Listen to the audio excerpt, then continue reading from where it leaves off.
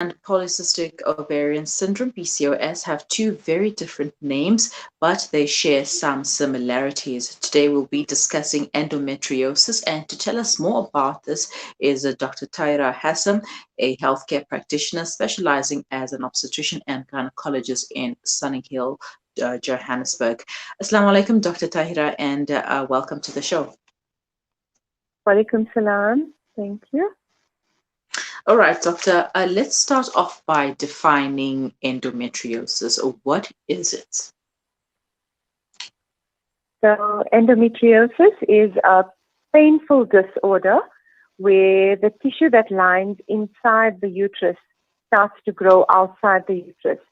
So that's the entire lining from we call the inside of the uterus, the endometrium.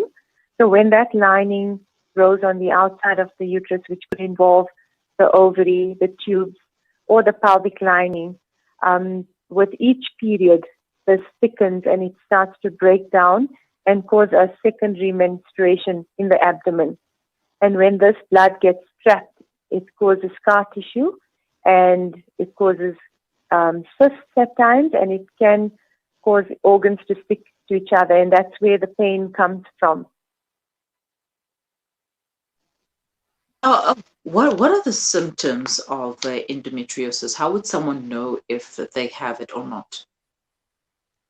So the symptoms are very non-specific, but most commonly women complain of painful periods. And this is the medical term for this is called dysmenorrhea, and the pain worsens with each period. So, we go with suspecting it. So every time the period gets worse and worse, and at times women also have pain in between the period. They complain of pain on intercourse. They also complain of pain when they have bowel movements, when they urinate, and these are also worse during their menstruation. Some women have bleeding between their periods and quite excessive bleeding during the period. And the other less common symptoms are infertility and non-specific specific ones such as fatigue, diarrhea, constipation, and bloating. And they also experience intermittent nausea. Mm-hmm. So is the pain accompanied by vomiting and diarrhea? Is it possible for someone to have nausea and also diarrhea while they are experiencing these pains? Yes, they can, but it has to be cyclical. So the once-off, nausea, vomiting with period pain can be associated with something else. But if it's like a recurring pattern, then we suspect endometriosis. And like I said, it gets worse and worse with each cycle. Mm-hmm. Is it possible for someone to get endometriosis and experience such pains even after they've had a child or children? Yes, it's quite common even after giving birth. Sometimes, we find that the endometrial lining implants outside of the uterus, especially in women who've had cesarean sections or who've had any surgery inside the pelvis, where there was contact with the lining of the uterus and the external aspect of the abdomen. So it is quite common to have that pain after, even if you haven't had painful periods or you haven't had endometriosis before you had a baby, you can have it afterwards. Mm-hmm. Now, doctor, can you please describe what the pain feels like? So, like I said, the pain is non-specific. Some women complain of sharp pain, some women complain of continuous pain, but like I said, it gets progressively worse with each cycle, and they may even have pain in between the cycles, and it becomes so debilitating that they can't do anything during the menstrual cycle. They can't go to work, they can't get out of bed, they're continuously on painkillers. Even after the period, they're not able to have intercourse because they have this constant pain. Mm-hmm. What are the risk factors associated with endometriosis? So women who have started their periods early, because remember it's because of the lining that goes through the tubes and then into the pelvis. So the early menses, women who have late menopause, if they've never had pregnancies, because when you have a pregnancy, then you don't menstruate. So then there's no implantation of the lining of the endometrium. Ladies who have short cycles and those that have very heavy periods. Women who have high levels of estrogen. And we also find it quite commonly in women that have a low body mass index. So you're very thin patients. And commonly in women who've had a family history where the mom or the sister or the aunt have had endometriosis, or if there's any, disorder of the end of the reproductive tract, then we do find that those women also suffer with endometriosis. So those are all your risk factors. Mm-hmm. And how is endometriosis diagnosed? So it's diagnosed by first taking a very good history from the patient and then examining. We also do a pelvic examination to feel inside the vagina if there's any nodules that we can feel which is behind the uterus, and those are called endometrial nodules or bumps. Mm-hmm. And then we look on the ultrasound, but the ultrasound is not a gold standard for diagnosis, but it helps us to look for cysts or endometrial cysts, which are called chocolate cysts. They have specific features on the ultrasound. And then the gold standard for diagnosing endometriosis is a laparoscopy, which is surgical. And what a laparoscopy entails is putting a camera through the belly button and blowing up the abdomen with gas and having a look around. So you look with the camera, and then at the same time you can treat it with laser or, excising the lesion. So basically cutting out the lesions. So that's the gold standard with diagnosis. It's always surgical. All right, Dr. Taheera, we're going to look at treatments that are available in lifestyle changes when we come back from the break. So please stay with us. Durban, KwaZulu-Natal has been the hardest hit by the recent civil unrest. Hundreds of supermarkets, factories and warehouses have been looted and destroyed. Thousands have lost their jobs and are in need of food and household supplies. Penny Appeal South Africa is currently on the ground working with communities to provide essential items to those severely affected. Donate toward the Penny Appeal Hardship Fund today and assist us in caring for families for a 3-month period with essentials and assistance to small businesses affected by the devastating effects of the unrest. Help us help our city. www.pennyappeal.org.za or call 031 11 00 573. Penny Appeal. Small change, big difference.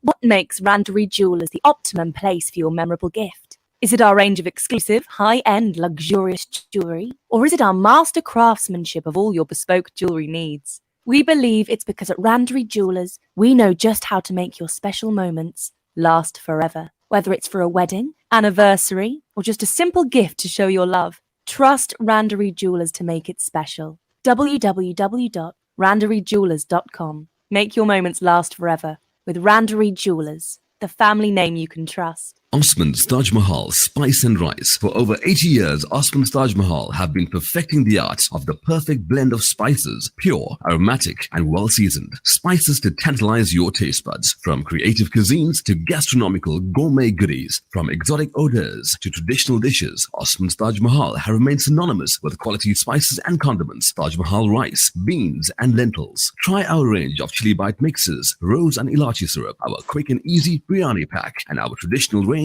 of spice blends. Osman's Taj Mahal. There is no substitute for quality. Africa. For your convenience, the Africa Muslims Agency's Durban office has moved to 797 Jan Smuts Highway, Sherwood, Durban. Our friendly staff are eagerly awaiting to receive, advise, and share with you the current ongoing campaigns and projects that you have been supporting for the last 35 years. Visit us at 797 Jan Smuts Highway, Sherwood, or call 031 207 5676. Africa Muslims Agency, inspiring the spirit of giving.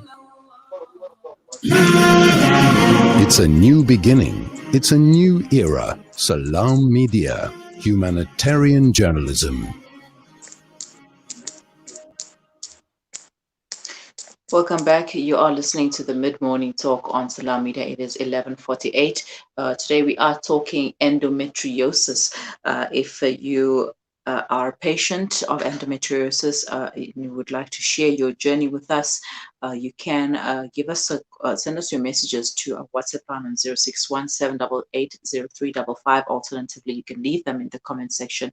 We are live on Facebook with Dr. Taheera Hassim, specialist obstetrician gynecologist in Sunning Hill, Sandton. Dr. Taheera, shukran for staying on the line. What treatments are available for endometriosis? So we first start off with conservative treatment before we opt for surgical. The first thing we would do is manage the pain with non-steroidals or things like naproxen. Then the second combination would be to use a hormonal contraceptive such as the patch or the pill or the vaginal ring. And what that does is it reduces the buildup of the endometrial cells, which implant in the abdomen. And at times we can use both pain relief and the hormonal contraceptives. And this would stop, the pain as well as reduce the buildup of endometriosis. The other modalities include using things like progestins. And what that would do is to stop the period. And products that we use for that are the hormonal intrauterine device or the implant or the depot injection. And, they all are progestogens and it ends up stopping the period and that stops the entire process of the endometriosis. And then the other options are rendering the patient into menopause by using your GnRH analogs. And what that does is it reduces the estrogen and it stops the menstruation as well. Because primarily with endometriosis, you want to either slow the menstruation down or stop it completely or just completely reduce the amount of bleeding because of implantation of these endometrial cells.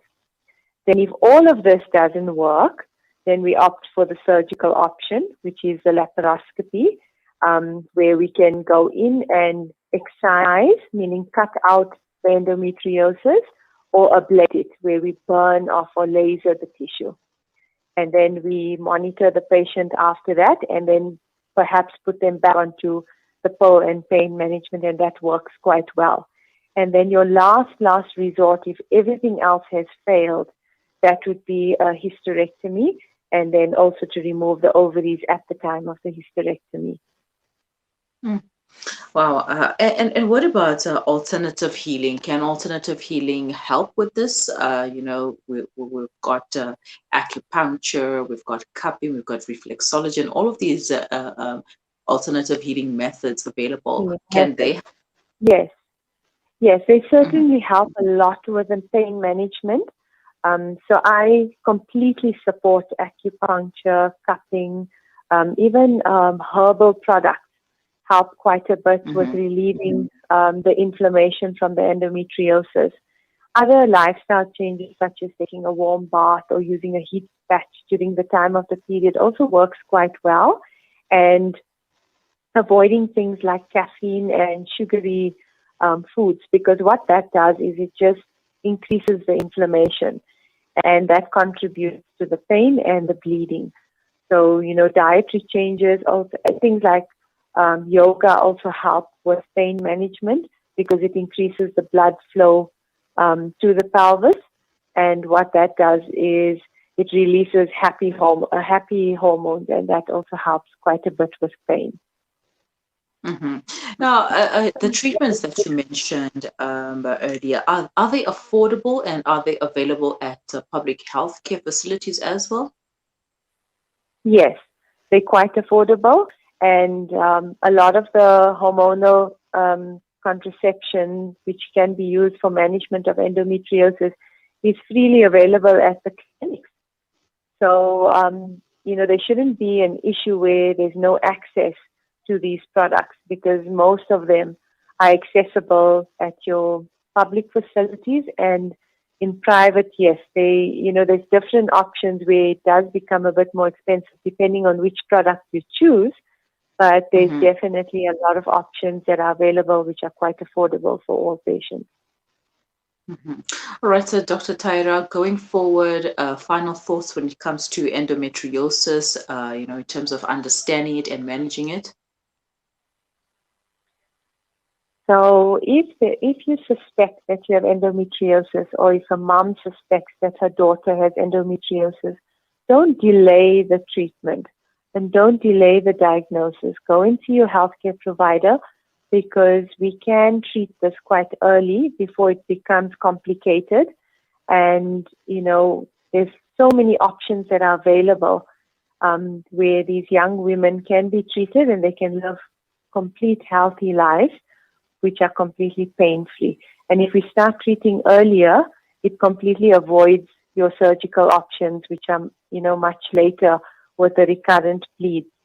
So endometriosis is also very common, and you don't have to shun away if you think you have endometriosis. There is help available.